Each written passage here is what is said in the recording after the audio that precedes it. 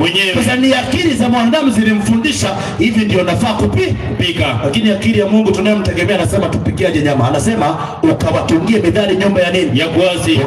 Ukawaambie. Sikia. Bwana Mungu asema hivi. Teleka sufuria. Chukua sufuria tu kama ni nyama unataka kupika, iweke juu ya moto, liteleke. Ukatie maji ndani yake. Alafu weke maji. Wakati maji inachemka, kama ni njogoo waenda chinja. Bwana Yesu asifiwe. Amina. Sasa unapochinja mnyama, Mungu anasema inasema ukatie maji ndani yake. Vikusanye vipande vyake ndani yake. Sasa wakati maji inachemka, ulipochinja mnyama, kusanya vipande vyake ndani yake. Sikia. Na kila kipande chema. Sasa unakusanya vipande vyema, sio kila kitu inafaa kuliwa kwa mnyama. Kila kipande chema. Ya kwanza paja, unakula ya kwanza, unakusanya ya kwanza paja, ya kwanza paja, ya pili bega, ya kwanza paja, ya pili bega. Hizo vitu zingine za ndani, matumbo, kwato, zika, maini, unakula vitu ngapi? 2. Sikiza pole pole. Ni mpango wa Mungu, si ndio? Unapika vitu ngapi? Sasa kwa nini Mungu achukue hizi vitu mbili? Kwani maini, matumbo na nini zilikuwa za nani, si ndio? Walawi 4 anzia mstari wa 8. Walawi 4:8. Mtasema 4:8. Sikia. Kisha mafuta yote ya huyo ng'ombe. Mungu anasema mafuta yote ya huyo ng'ombe wa sadaka ya dhambi ataiondoa. Mafuta yote yatumikayo matumbo, anasema mafuta ya matumbo na mafuta yote yaliyo katika matumbo. Na figo zake 2. Na figo zake za huyo mnyama 2. Na mafuta yaliyoshikamana nazo. Na mafuta yaliyoshikamana na hizo figo yaliyo karibu na kiuno chake.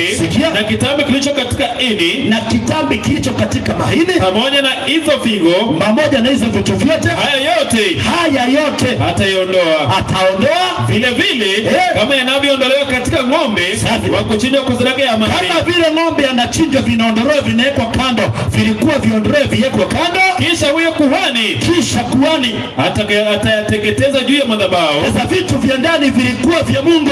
Ulikuwa ukule vitu ngapi? 2. Leo watu wanakula kila kitu, mpaka kwato ndio inakunywa supu, mpaka mkia. Na hapo ndio baraa imekuja kipindi cha mwisho, maana mafuta hii ndio imeleta magonjwa. Ukiangalia leo mtu analia arthritis, mtumishi miguu. Kwa sababu gani? Ya kutotii sauti ya nani? Ya Mwenyezi Mungu. Mtumishi, kwa haraka, kitabu ni kile cha Kumbukumbu la Torati 28 mstari wa 14. Inasema magonjwa mengi imekuja kupitia mafuta ya mnyama. Tumbo ya mwanadamu hauna uwezo wa kusiaga mafuta. Lakini sisi tunatumia tu. Na tunaona leo wamama leo ukiangalia anataka kupata mtoto, hormonal imbalance hakuna. Kwa sababu gani? Watu wa mama wameambiwa kwamba ukizaa mama anakunywa supu, si ndio? Dufu. Na hapo ndio balaa iko. Na ukiangalia wanaolia kipindi cha mwisho, mgongo, miguu, ni akina mama, si ndio? Ndio maandiko mtumishi. Inasema 28:14. Msipogeuka, Mungu anasema msipogeuka katika maneno waamurio leo, kwa lolote, kwenda mkono wa kuume wala wa kushoto, kwa kuifuata miungu mingine, na kuitumikia. Lakini itakuwa usipotaka kuisikia sauti ya Bwana Mungu wako, usiangalie kufanya maagizo yake yote na amri zake ni kuagiza kwa hivi leo, ndipo zitakapokuja laana hizi zote. Mungu anasema kwa kutosikia utapatwa na laana.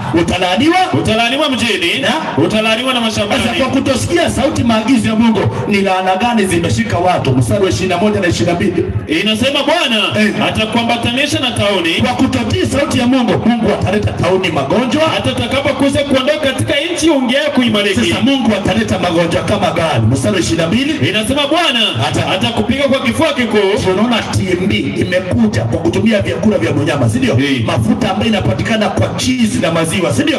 TB inakuwa homa, fever, na kwa kuwashwa arthritis, na kwa hali ya moto teremuka mpaka 68. Ukifika nyumbani, magonjwa yote inayolia watu leo ni kwa sababu ya mafuta ya mnyama inaingia ndani ya mwili wa mwanadamu.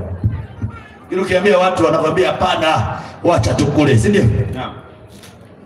Na kupatia tu insight ya kutaka kuishi miaka mingi ukimpatia Mungu tukufu. Ukitamani kushinda dhambi, jifundishe kula kwa mpango wa Mungu. Sasa Mungu anasema ukichagua paja na bega unaiweka wapi? Maliza andiko. Inasema paja na bega lijaze mifupa iliyochaguliwa. Inasema sasa wakati unaiweka ile unaika kwa sufuria. Sasa wakati inaendelea kuchemuka, mstari wa 10, tia kuni nyingi, ongezea